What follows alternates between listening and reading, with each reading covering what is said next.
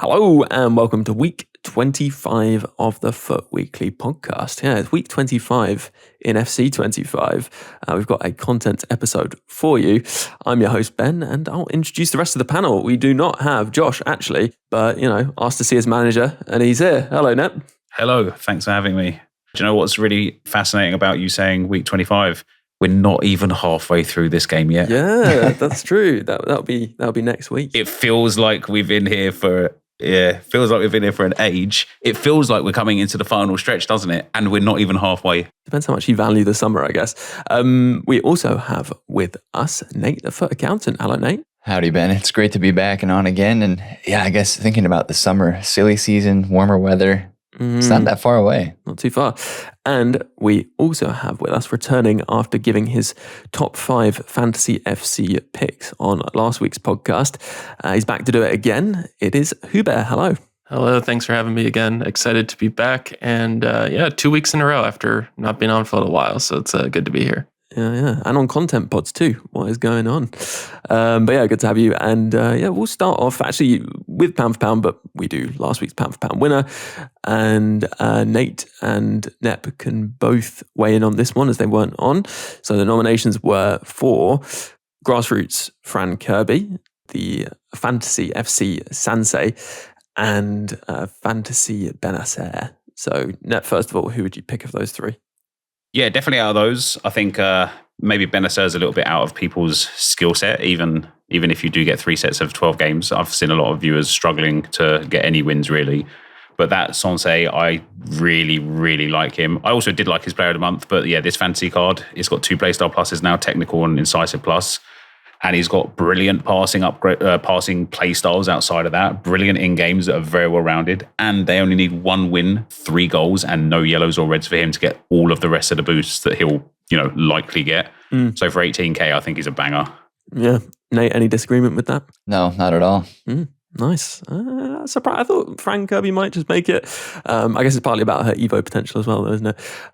Right, let's move on to this week's pound for pound, and we'll start with a listener nomination from Jay Dickinson. He has gone for the road to the final Odegaard. I don't know whether he knew you were on perhaps, Nep, but he says, I've used him for a few games in Weekend League and Div 1, and he's got some of the best passing I've used at Cam. Long ball plus and incisive plus makes finding the players really easy. He's decent on the ball as well, and surprisingly not bad at defending from the front with some decent interceptions. Whilst he's technically free, it is in the League Cup, but I'm sure most people can get 7 wins from 12 on average. That's a good starting point. We'll move on to you, Nate. Who would you like to nominate this week? I'm going to go for a Barcelona young midfielder who's for only 40,000 coins and has some really insane specific in-game stats. I'm going to go for Fermin. Pinged pass plus, incisive long ball, and tiki-taka on the card. And just 97 short pass, 97 long pass. There's a couple of stats that are concerning. When I look in the in-games, I packed him right away on promo Friday. And he just kind of has something a little bit special about him, especially for the price. Like, the only downfall is the 81 composure, at least in my opinion. But he plays really good. And of course, you got the upgrades that are looking like they're about to happen. Maybe next week, the week after for sure. Barca already scored 4. They got the win. And as long as he can get a goal or an assist, which I think recently he's been in decent form, and that hopefully could happen, then that card could be going to 89 rated. And if he doesn't get yellows or reds, then by the time we get to April, maybe a 90 rated with 99 stat for Fermin. So I think that card is upside on the market too. Yeah, maybe a little bit of Evo potential as well. Yeah. On last week's content podcast supporter episode, we talked about how it works, evolving live items, because it can be done. It's a little complex to some extent. So let's move on then to Nep, your nomination for pound. Yeah, I think it's no surprise really who mine's going to be. It might have actually been that Fermin Lopez. I was just watching Nate's video this morning and he was waxing lyrical about him, and I'm glad he did, because I think he's massively underpriced for how good the card is, and it seems like the whole community just disagrees and hates him, but fair enough. But yeah, if it wasn't for the SBC that we got last night, it would have been Fermin for me too, but they released Dennis Bergkamp with arguably the best playstyle plus combination if you were looking to put two together for a forward, and that's first touch plus and finesse shot plus with a 5-star weak foot. Incredible shooting, incredible dribbling, very good passing, decent physical and pace, 4-star, 5-star, brilliant play styles. Like, it's the Bergkamp. This is the Bergkamp he should be to start with. But the reason why he's in for my pound to pound is he is so affordable at like 170k. Nice. Well, that is the nominations for this week, but we then move into essentially 5 nominations from Hugh, because he's picking essentially the 5 players that he feels have best chance of upgrades, but also they have to be good cards already to some extent, or have the potential to be good cards in terms of gameplay as well. So let's start off then with the bottom of your list, although still in the top 5. Hugh, who are you going to go for there? So the first one I was going to pick was going to be Fermin Lopez. Sounds like we've kind of covered him already. I do agree. I think he looks really good. I wonder if because he has 3-star skills that people kind of forget that he would go to 5-star skills, not 4-star skills, if he gets that boost. That because a lot of the other players are kind of 4-4, 5-4. They think like, oh, it's +1. That they don't realize he'll be like 5-star, 5-star potentially. And I agree. I think that his kind of combination of like the things that he has with real life kind of are perfect for him, because there's the UCL games coming up, which means that Barcelona will probably need to rotate more. He's not necessarily a starter, but he's probably more likely to start in the league now. So in terms of getting that goal, and Barca's still really good, so I think they'll still get the wins and goals. So I agree. I think he'll overall be really good. And I guess just as a freebie, I'll throw in from Barcelona women, Qiqi Nazareth, just because of we already kind of covered Fermin Lopez, but as another one, if you want another option, she looks pretty good. And, Barca women are definitely going to get basically every boost. So that's kind of a 2-for-1. Great. All right, let's move on to number 4. Yeah, so the next one I have is Keira Walsh from Chelsea women. She actually just moved from Barcelona women, so kind of a new one. Also English, so I think, for chemistry, that's helpful there. But again, Chelsea women tend to do pretty well. They drew 2-2 in their first match, so not the best result, but I expect that they should get, some of the other results that they need. But overall, her card looks really good. Pinged plus and jockey plus, and then a good assortment of base play styles as well. So I think definitely a good one there. And especially now as you see some of these team of the year prices start to come down, I think Lauren James might be under 1 million coins. 𝘬𝘠𝘬𝘦's really good. She's not that expensive either. So as people start to be able to afford some of these team of the years, I think, her links and her getting some boosts will also be really good. I think the only complaint I have is that at CDM, her only plus roles are center half and wide half, which is kind of weird. Hopefully, if she gets some of these boosts, she gets like a deep lying playmaker or holding or something like that. Yeah, that is weird. I hadn't noticed that about the roles. Who would you go for number 3 then? So my next one is Benjamin Pavard from Inter. He's looking already pretty good. I mean, he has base quick step, which I feel like is fairly rare when it comes to center backs. And he can also play right back. Only downside at the moment is he doesn't have base bruiser, but he has just about everything else. Jockey plus, intercept plus. Tough start for Inter. They drew their first game and only scored 1 goal, but I think based on their upcoming fixtures, they should get some wins. They play Monza next, who are horrible. I think they're bottom of the table. Atalanta will be tough, but then Udinese at home is fairly straightforward. So I think he should get at least 2 or 3 boosts. And then they definitely have a shot in the future at some of those, end of season boosts as well. You'd imagine as well he'd probably get bruiser with the regular playstyle upgrade potentially. But yeah, I guess not guaranteed, but potentially. Nice. And then who is number 2? Number 2 is Alphonso Davies, quick step plus and jockey plus. I'm sure he's crazy when you're, controlling him manually. At the moment, does not have anticipator bruiser, so that's the reason he's not higher. But I assume once he gets some of these other boosts, that those will be what he gets, because he doesn't really have much else to be given, in terms of like your classic fullback ones. But otherwise, especially as an attacking fullback, I know most people don't use those, but if you can do like a wingback or attacking wingback role, he looks amazing. Just one that I think just looks so good. And just when you think about his chances of getting all the boosts, which is pretty high, I think he's going to be incredible eventually.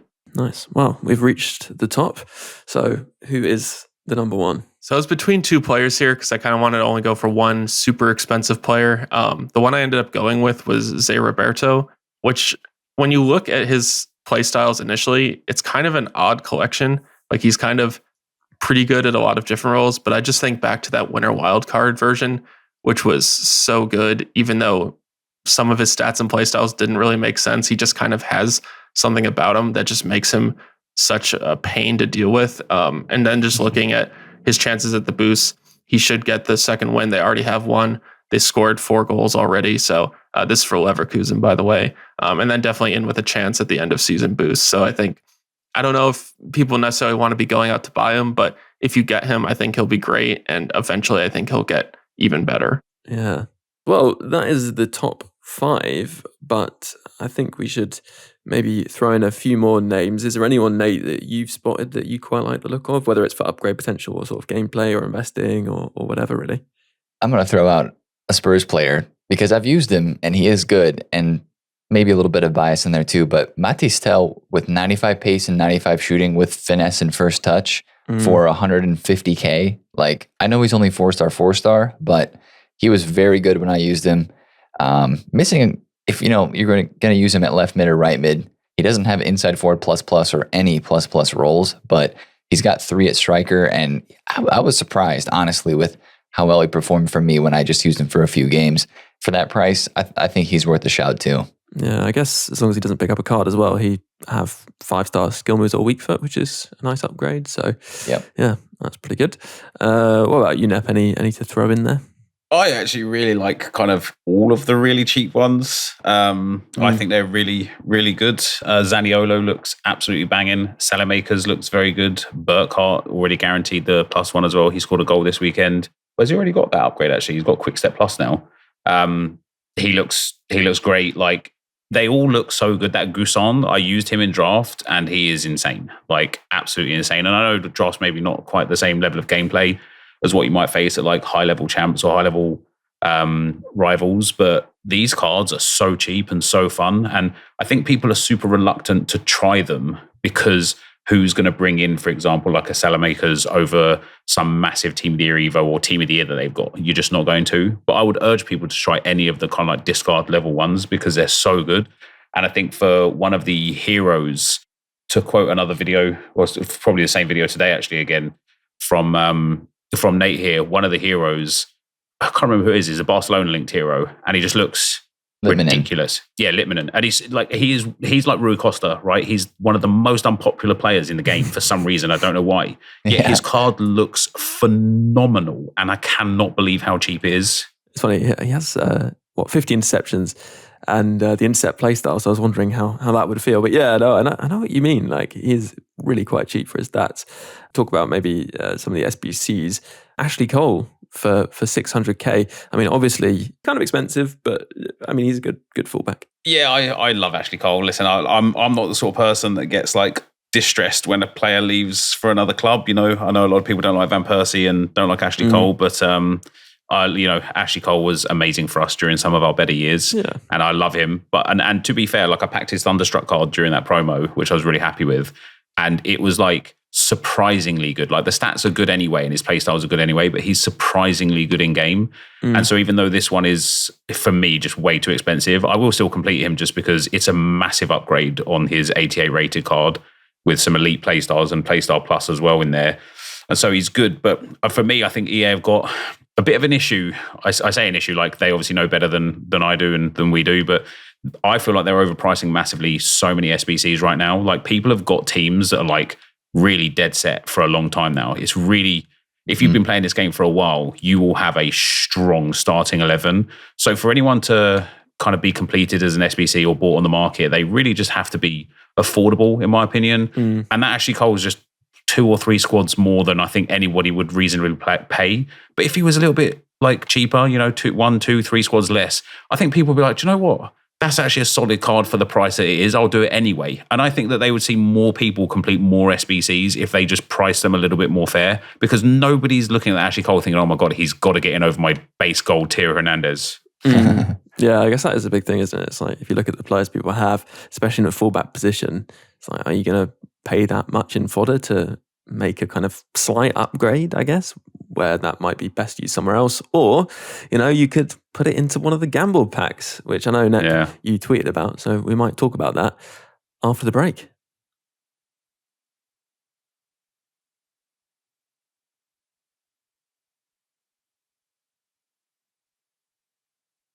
Hello, welcome back after the break. Right, as I mentioned, we have had some changes to the picks. I can't remember whether we mentioned on the last podcast, actually, that Team of the Years or Team of the Year icons are now in those icon picks, but the base icons are still in there. But with the heroes, they have removed the base items from those picks. That said, Neb, I know you tweeted about it. I don't know whether that actually makes the hero pick that much better, really. Yeah, the hero pick's pretty poor. I mean, it's not unreasonable in terms of price, but I'm kind of looking at the hero pick and even the icon pick to a degree, but that's a whole different subject. There's like, if I want a player that I want to kind of like target for a past and present, either for Evo purposes or just have them first owner, that hero pick's okay. But in terms of like going for a top hero, there's like 4 cards or 5 cards that are really worthwhile, and 2 of them have had SBCs already for those cards. So it really is like, I don't know. I think it's either got to be completely changed or reduced dramatically in price or just removed, really. That's a good point. And actually, I mean, Nate, it's kind of interesting with the icon pick as well, isn't it? That there haven't been that many icons recently released. Yeah, just thinking about this right now was we haven't had any heroes that could be added into this hero player pick. I mean, grassroots greats, we just had a few, but since Winter Wildcards, it's taken us now all the way to grassroots and now fantasy to get new versions of heroes. And I think that pick and even the icon pick would be a little bit more spicy if they could add in a couple more of the recent cards, but just we haven't had as many promos including them. So we kind of have a bit of a gap there. Yeah, and actually, talking of icon picks, of course, people will be reaching level 40 at the moment in the season pass, and at level 40, you can choose an icon pick which contains no base icons and does have promo icons, which is pretty good. And then there's also an 87 plus times 10, I believe. And also, you can pick the Fermin as well. I was interested to know, Hugh, what you went for, what you kind of recommend. And I know you've seen a lot of these picks in the Discord. Yeah, it seems like the icon pick can be pretty hit or miss, mostly miss. It's pretty similar to the one that we have as an SBC. It just takes out the base icon. So personally, I think if you've done a lot of those kind of, gamble SBCs and with the recent icon pick, probably not worth it just because you're kind of doing the same thing. Slightly better odds, but not great. I see a lot of like pretty good icons. So like a Thunderstruck 𝗪𝗀, who's definitely good, but 1 playstyle plus. I don't know if at this point, it's really what you want, but I went for the regular pack just because I wanted to maximize my chances at getting good, fantasy players. I can't fully remember what I got, but it wasn't anything super memorable apparently. So I think, it's hit or miss, but at least with that 87 plus pack, you're basically getting at minimum a full 87 squad for an SBC. You're almost certainly getting, even better, but at the very worst, that's like 100K in value for an 87 squad. So I think that's kind of my logic. But I could hear the argument for the icon pick. I faced the Fermin once in game. He wasn't anything that special. You can kind of make something similar with Evos, I think. So I probably wouldn't go that way. Yeah. What about you, Nate? What have you decided to do, or are you going to do? Since I missed a week, since I was on vacation, I'm only level 35, but of course that decision is coming very soon.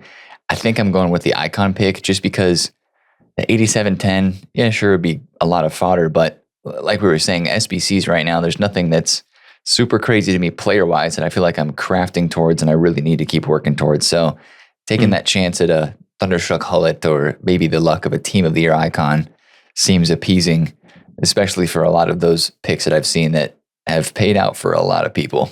Yeah, talking of Thunderstruck 𝗪𝗪, that's exactly who I got in my pick.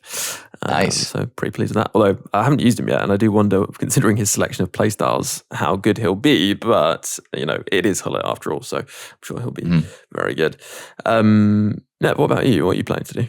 I don't know yet, actually. I didn't take a vacation, mind you, but I just took a break from playing the game after Team of the Year. My team got kind of so good and Evos felt so far behind. I just got really disengaged with playing. And so I took a couple of weeks of pretty much no gameplay on the RTG, which set me behind. But believe it or not, EA throw the SP out like it's nothing these days. So I'm only a few thousand away now, and I think I'm going to go for the 87x10 because I really want to focus on just getting Arsenal players in this Arsenal RTG now, and like the top end ones. Now that Ian Wright grassroots card is there, he's like insane. I've got the Henry icon and such. So I think the 87x10 would probably be better used for me than an icon player pick that only really Thunderstruck Smith would be the player that I'd want out of it, and she's so cheap anyway, I could just buy her. Yeah, I was going to add actually on the whole earning XP or SP element. I have not at all like deliberately tried to complete anything for SP and yet still hit 40. I haven't taken any breaks or anything, but it does just show like there's probably no need to obsess over picking up the various different bits of SP from various places. Moving on, actually, to talk about objectives a bit more, we have had all these cups lately, which have been, I think, an interesting change of pace, I guess, from what we're used to. And obviously, there have been exclusive rewards. We've had the Mycon. We talked about that league objective last week. This week, we got another cup, which comes with a pretty nice physical boost and Bruiser Plus Evo. But the mode it's in is no rules. And I think, Hugh, you've probably got a few tips for people in terms of how to win games comfortably in that mode. Yeah, so just for anyone who hasn't played it before, no rules means no offsides, no fouls. Basically, the only stoppage is throw-ins and like goal kicks and corners, I believe. So like no free kicks or anything like that. But you'll definitely face some people who don't really realize what they're playing because they just kind of go straight into it. So, like the intentional foul, which was R1 and X on PlayStation, I believe, RB and A on Xbox, where you just pull someone back. You can do that as much as you want. You can slide people from behind. But really the main thing that you'll notice is no offsides. So the AI actually kind of knows that it's a thing too, which is weird because if you kind of get to the edge of the box, your strikers will go stand behind the back line and just wait. And you can just pass them the ball for a tap in. Like they don't act like they need to stay onside, which is really interesting. So yeah, definitely just, focus on, playing those passes into the strikers, be patient. You can just play it right in for a tap in. You can player lock if you're comfortable with those and just run way in behind when the defensive line is pushed up. That's a pretty easy way to score. And I would definitely avoid playing any co-op teams because one person can have the ball, the other can just run all the way in behind and just launch it to him. But otherwise, it wasn't too bad. It's better than swaps, I think. That one was really a pain with, getting people's terrible Evos and whatnot, or silver players and players off roll, and the bibs are a nightmare. You can't tell who's on whose team, but it was all right. Yeah, it was definitely something created before IQ came into existence, that swaps mode. Nate, what have you made of all of this going on during the last few weeks? I like it. I like the change of pace. The league, these cups that require the lower rated squads, it's kind of fun. I mean, I'm somebody who keeps some, not all, but some of those players that I used earlier on in the year in my club, or maybe Evos too, that are lower rated. Just for times like this, they come in useful, and it's fun to go back and use some of those players, like using the Cruyff card again. I mean, some people still use him, but I haven't evolved mine, so he's still an 88. Used him a lot a couple months ago, and he's 88 rated, so he fits the cup pretty well. I enjoy the differentiation of us using different squads, and honestly, the league rewards are good. I don't think the cup rewards are that bad either. We've had good playstyles, picks in there, evolutions, and then some decent packs too.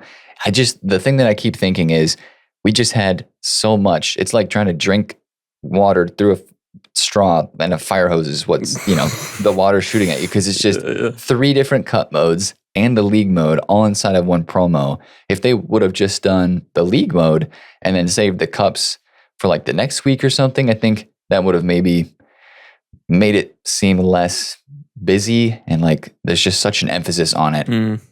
I think it is rubbing people the wrong way, and it's feeling like too much to fit in with the rest of your champs and rivals. And if you're playing squad battles and stuff too, that's why it just feels like a lot. But I love the premise of it. It's just fun. It's different, and I rate that. Nice. And what about you, Neb? Yeah, I really, really like it. I think the rewards are like very comparable to what you can get in Rivals and Champs. Obviously, you're missing out on the coins and tradable packs, but just in general, I think they're real good. And if we ignore the league and just talk about the cup, it's there's a real catch-22 in the community, because all I see, and I am stereotyping and generalizing a little bit here, but all I see from people is them say, man, I miss the old days when, gold cards would still be relevant throughout the whole game cycle. Then we've got these cool cups where you can use these fun cards that you've had in your club for months and you haven't really done anything with them and you've just collected them along the way. And everyone's like, what do I want to use these really terrible cards for? Like, I've got all these high-rated cards. And I'm like, well, this is a great opportunity for you to use that person that you picked up that you never thought you'd use or ever again, and be like, yeah, I remember these guys' properties. Like, he was sick at this, so you can put him into your team and go with it. But I really like the fact, it's 4-minute halves. I would dare ask EA to make every game mode 4-minute halves. I think it's just a way less stressful experience on the game in those game modes. Most people do gold and goal. The rewards are great. The no rules mode was fun for like the first 2 or 3 games, and then it was kind of like can we just get this over and done with now, please? It's a bit boring. But outside of the bib colors, I really liked the swaps mode as well, because I'm like, I get to use some players I've never used in the game before from either SBCs or objectives or Evos as well that I've never picked up. And one guy after a game that I played against him literally messaged me and was like, mate, your Evo card is insane. Like, how do I get it? And I was like, you can't now. It's too late. And it was just nice to get that feedback from someone, Yeah, it's a funny one with those modes, because I think they just needed almost like weirdly more rules or more things to kind of help the experience, because I think for swaps and also mystery ball and the no rules modes as well, I think even though the games were shortened, playing a full game just feels a bit superfluous when really golden goal is by far the most efficient thing to do. I think if they're going to have these sorts of modes and objectives which don't encourage people to play the whole game, then they should just make them all golden goal, right?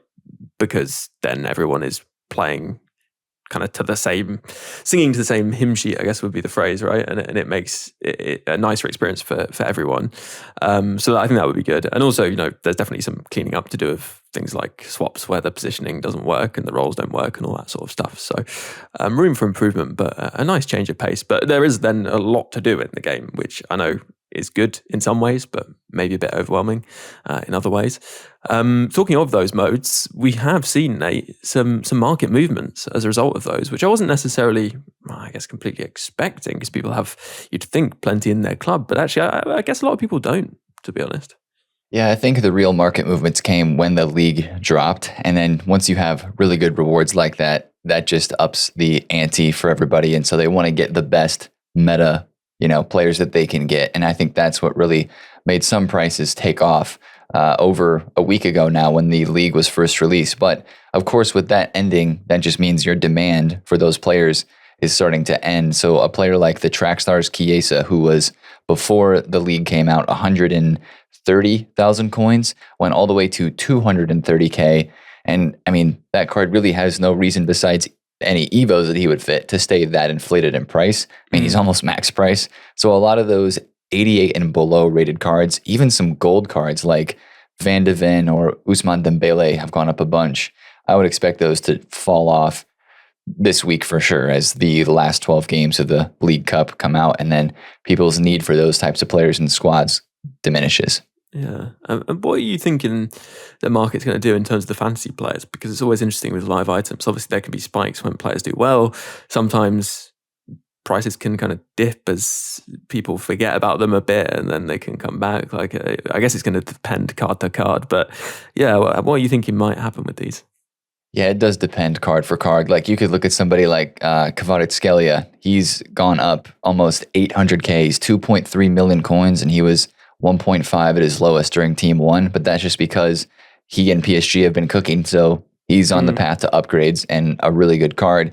And then other players have gone down because they haven't been doing that. So like Nep said, I like a lot of the cheaper cards, Zaniolo or Salamakers or Fermin, Kika Nazareth, even players from Team 1.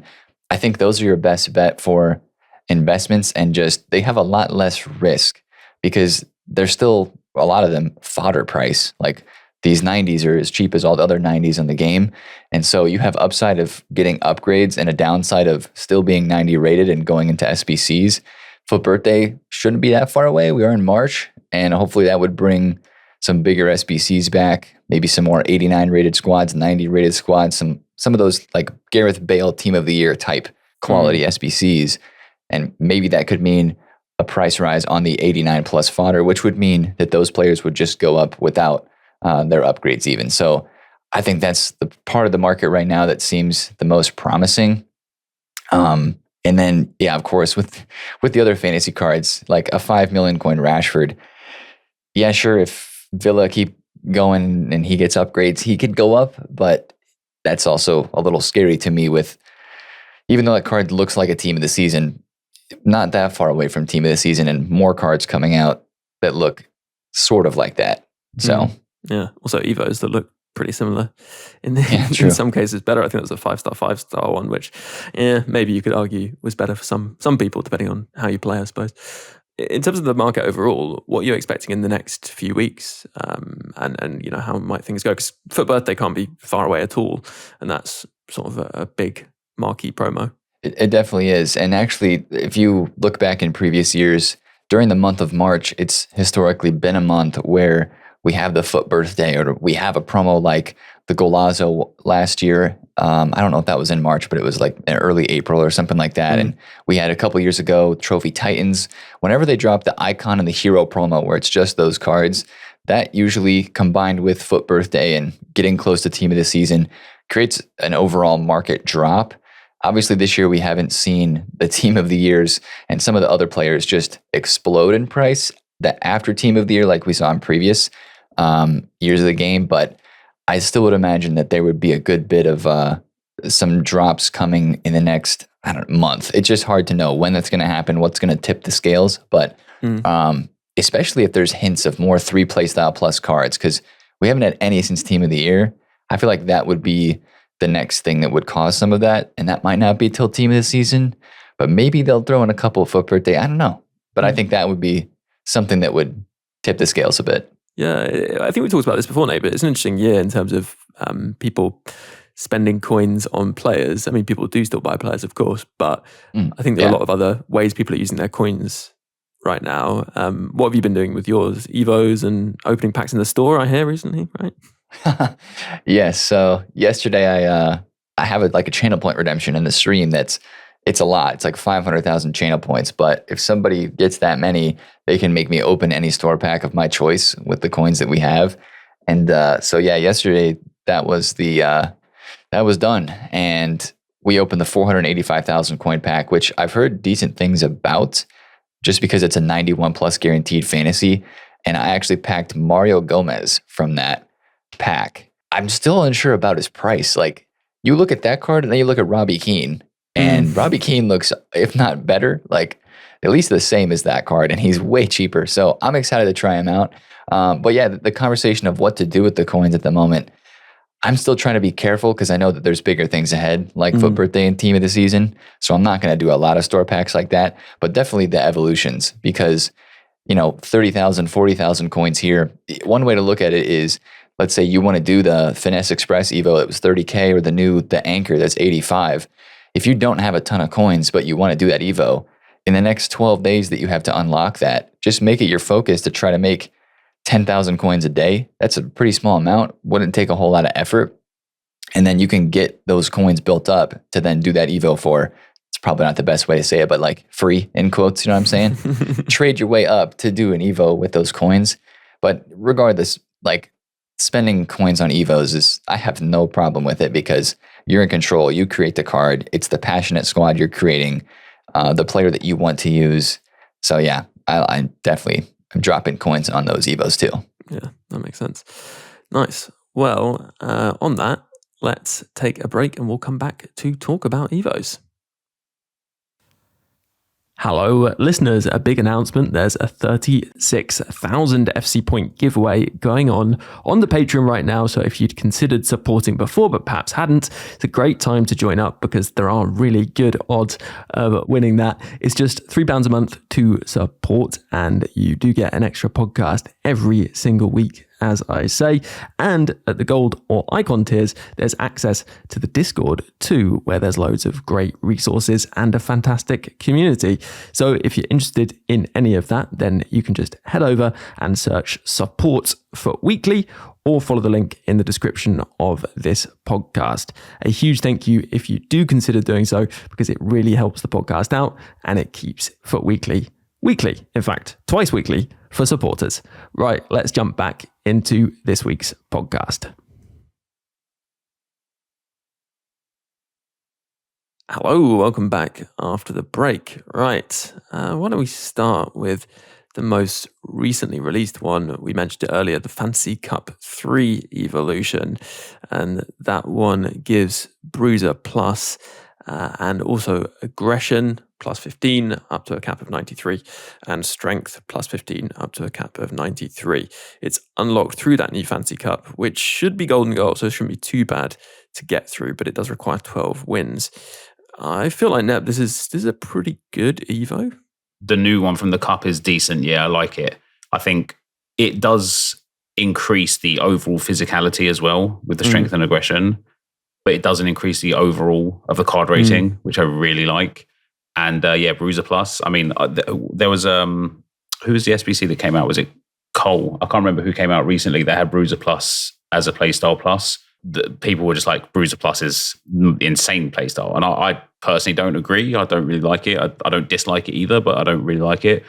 But I've got a few players who are a bit short that have got insane defensive stats and insane defensive playstyles where I'm going to apply that Bruiser Plus to. So, like for example, Urian-Timber, my centre back, is only 5'10". So I can really do with that on him. And yeah, it's a really nice addition. Yeah, I think that's a really good point. It's really useful for smaller players who just can't be as physical because they don't have the size. And, getting both Bruiser and also that physicality boost is going to be really helpful. Talking of Bruiser Plus, we also had the Anchor, which is a 650 FC point or 85,000 coin evolution. This is basically making a strong holding midfield player with Intercept Plus and Bruiser Plus. What do you make of this one, Hugh? It is a little more expensive than some of the other evolutions out at the moment, but they are pretty meta defensive mid playstyles. Yeah, I think they're good. I don't necessarily value Bruiser Plus a ton on a CDM just because I feel like in the current meta, the ball pings around so fast that you're often not close enough to actually make a tackle or like body someone off the ball. But if you put it on a player that already has a playstyle plus, then you just get Intercept Plus, which is really good, like the best CDM playstyle. So I think a lot of players right now that you might be evoing probably have a playstyle plus, so it maybe not too big of a consideration. But when you look at, say, like that winter wildcard 𝘵𝗀𝘀𝘀, which I think at the time wasn't probably that great, but now that he could have Jockey Plus and Intercept Plus, that's kind of a crazy CDM. So I think, yeah, there's definitely some really good options from it. I think that if it's a player who even would make your bench, I think that's worth it. Because, I mean, realistically, I think a lot of people don't have a ton of market players in their team. So when you think like, yeah, 85K, in theory, it's kind of a lot, but like what else do you use your coins on? Like if you bought fodder for an SBC, that's, compared to an Evo, I mean, it's kind of the same thing. You're spending coins to get a better player. So I don't think it's, unless we're talking about these like huge ones, like the 500K team of the year ones, I think any Evo for like 100K or less, as long as it's a player you'll actually use, is pretty much worth it. Yeah, that's a good point. And it's interesting, one of the other Evos we had was Bench Boost, which is a pretty straightforward one. Doesn't give any playstyles, just gives sort of a decent all-round stat boost. I feel like it's not especially exciting, but it will give you a bit of help perhaps along the way in a chain or something like that at some point.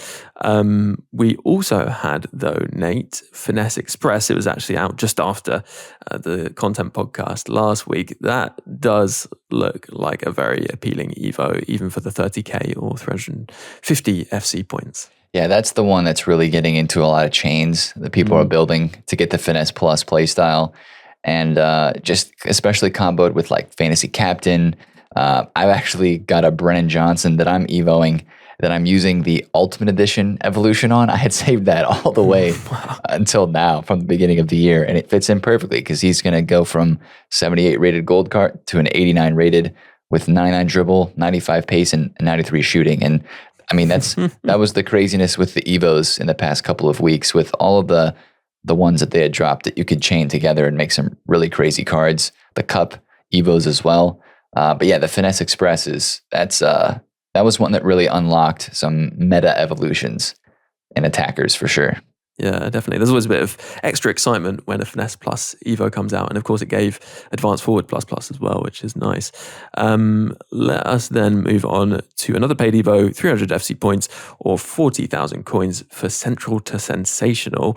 An interesting one, this net, but I don't know, like a Quick Step Plus in centre mid or cam, not where you'd perhaps think of it being used, but helpful nonetheless, I think. Yeah, it was an interesting one. I think Quick Step Plus on some of those centre mids and cams can be all right, especially if you do play like outside cams. I don't know if the 4-2-3-1 is like super popular this year, but if you've got that side kind of setup, this would be really, really good for you. It's a decent boost. I just think a lot of the paid Evos more recently, I think are way more akin to what free Evos should be. They're not really good for ending a chain or starting a chain. So unless you've got like a unique card that really suits them, they haven't been ideal for me personally. But we are getting a lot of Evos at the moment. And because of these cup Evos and such as well, you are kind of able to tinker with players and get them a little bit better than they probably should be, which I do quite like. But I would just like to see Evos that are paid Evos have less kind of like stat limit restrictions and setups and a little bit more freedom and just overall boosts. Yeah, that's a good point. I do think you're right. There's not such a clear distinction between paid and free as we've had recently. And I guess that's partly because some of the free ones are earned through gameplay and maybe they're slightly more generous or flexible with those. Although they are always capped at the 89 overall limit at the moment. It's going to be interesting when that goes to 90. I think it will create some big opportunities for upgrades to some already strong cards at that point, but I don't know how soon that will be. We should move on to actually a major, I guess, addition to Evos in some ways, and that is timed evolutions, or I guess as they're calling them, training camp evolutions. And these are specifically only completable by locking away your player, basically. You can't play with them for X amount of time, whatever time the Evo says, and they can only be started on the web app or companion app. We've had 2 so far, and that is Step Inside, which is for a left winger, max 88, and it gives the left wing inside forward roll plus. And then we have In on Goal, which is 100 FC points or 7,500 coins, and that gives chip shot and power shot regular and the striker advanced forward plus roll. It's max 88, that one, and it's for a striker, and 8 max playstyles. So the ones we have at the moment aren't the most powerful, but it's obviously just them testing them out. It'll be interesting to see how it develops, because I guess it's a way for them to increase engagement, potentially, Nep. Yeah, I mean, I like them, first of all. I don't like how long it takes to get such a menial upgrade, but as you say, I think it's just a testing ground initially. My first thought was, my God, they really want to showcase some numbers on the web and companion app, don't they? They want to prove that people are on there. That was my first thought, if I'm being perfectly honest. But if that is the case, so be it, right? It's their game, it's their choice. If they want to try and kind of push that narrative, that's no problem for us. I really like the idea. I'm slightly hopeful that this is less of a testing ground for maybe getting people onto companion app and web app, and maybe a little bit more of a testing ground of, can they finally start evoing goalkeepers through this system? Yeah, I feel like that's maybe more because of the way the stats would be upgraded, because they're kind of different types of players than necessarily tracking the objectives. But I guess we'll see what happens on that. It's an interesting one. I guess what it is a way, Nate, for people who aren't playing the game much to continue to progress their team, I suppose. Yeah, exactly. Like the, vacation example again, you go away on vacation and you can still, if you care about it that much, like put a card into the training camp Evo and get some stats boosted. And I think for most of the evolutions that we'll get through this, it's probably not a player that you're going to use in your main team. So not being able to use it and have that player locked is not the biggest of issues, but I think that still is the biggest issue with it. Is like, usually with Evos, we're so used to using the card and that's how we upgrade it. And here it's like the exact opposite. So I understand how people don't like that, because it doesn't like to be restricted in that. It doesn't feel good to be restricted in that regard. But I don't know. I think the idea is cool, and I'm just really curious to see where it goes.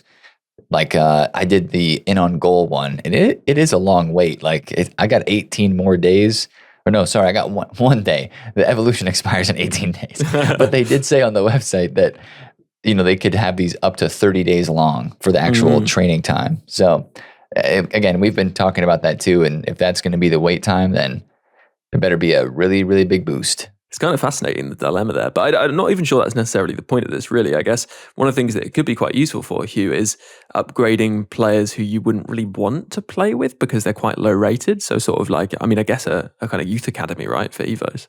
Yeah, I think it's definitely an interesting concept. I wonder with some of the longer Evos that, if in the meantime, say another Evo came out that your player could have fit, but then it expires before the training camp Evo finishes, like, do you pull them out to, do that, but then you lose that Evo? So it's, there's some different considerations there. I think so. It's been kind of compared to like the Pokemon training center, you like drop your Pokemon off and the guy levels them up and then you come back later. But I like the concept of it. I think the shorter term ones will probably be the most interesting just because say like the 12-hour one, you could finish playing your games for the day, pop a player into the Evo before you go to bed, and then you wake up and they're ready. And like you didn't actually miss playing with them at all. Yeah, so I think I like that concept. It is tricky though with the web app because as of right now, when you look at Evo players in the web app, it only shows like the only search filter is rating high to low or low to high. So say you had a 75 rated striker, you just have to go through all the pages of your strikers to find that player. Good point. Which if the criteria was even more broad, that could be like really frustrating. So hopefully in tandem with this, they kind of make some more improvements to the Evos on the app. Yeah, the web app does do some funny things as well in terms of showing players when they're not eligible, or I think it's like not showing the upgrades fully or that sort of thing. So you can't even preview them on the console, but you can obviously check on FUT.gg and see the upgrade there. Cool. I think that does wrap us up, actually. Actually, there was one final important thing maybe to say on evolutions. If you're looking at chains now, you need to make sure the time required for the timed Evo or training camp is not going to take you beyond the unlock buy for the next Evo in the chain. Looking at the paths on FUT.gg, we won't be showing chains which aren't possible at that point because of the amount of time the timed evolution is going to take. And it's going to be indicated in the paths as well, which should be live by the time you're listening to this. It's also quite awkward, as you were saying, previewing the player on the web app often doesn't show the correct information. So do double check those things. Cool. I think we're ready to wrap up there. We got through a lot on this episode and we can now say our goodbyes. So Hugh, thanks for stopping by and delivering a top 5 fantasy FC players. It's been good to have you on. Yeah, thanks for having me. It's been good to talk fantasy. If you have any questions, you want to talk real life football or anything like that, definitely join the Discord if you're a member.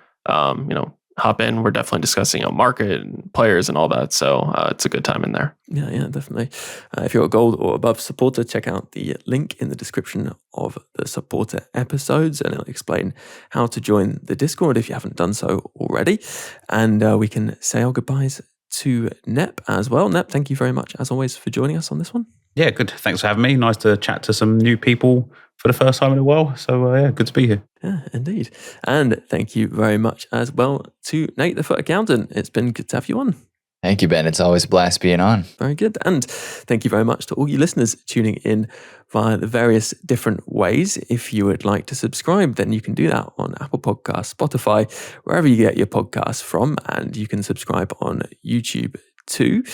If you're over there, then drop a like, leave a comment. It definitely helps out. And if you'd like an extra episode every single week, this week that'll be the gameplay podcast, then just search Support FUT Weekly and you can sign up there. It's just £3 a month for that bonus episode and it really helps the podcast out. Thank you very much to all you supporters supporting the podcast, keeping it going, and to those icon patrons. Dave B, Darren W, Hugh J, Rob W, Brent P, Ralph, Josh R, Brian, Michael B, Adam R, Berta Zaka, Make Ballet, Michael H, Andrew P, Adrian B, Rob S, Michael K, Neil P, Jake S, Tom B, Alex M, Alan G, L, Lee A, Chris G, Dom P, Rob P, Roger D, Dan W, Waterman, Also Ran, and 𝘵𝘀𝘬𝘰. Plus a special thanks to Luke M, Dave B, Hugh J, Tom M, Darren W, and Pato Foot for advice and production assistance. Before I leave you, just one more thing to add though. Ultimate Team is a bit like life really. It has its many ups and downs. If you're having a few more downs than ups in real life in these more difficult times, then please don't feel that you're alone or need to struggle on without taking action. If you go to thecalmzone.net, there's loads of resources, advice, support, or even just a friendly chat for anyone who needs it. If it sounds like it could help you, then head over to thecalmzone.net. And for now, have a good one, and I'll catch you on the next podcast.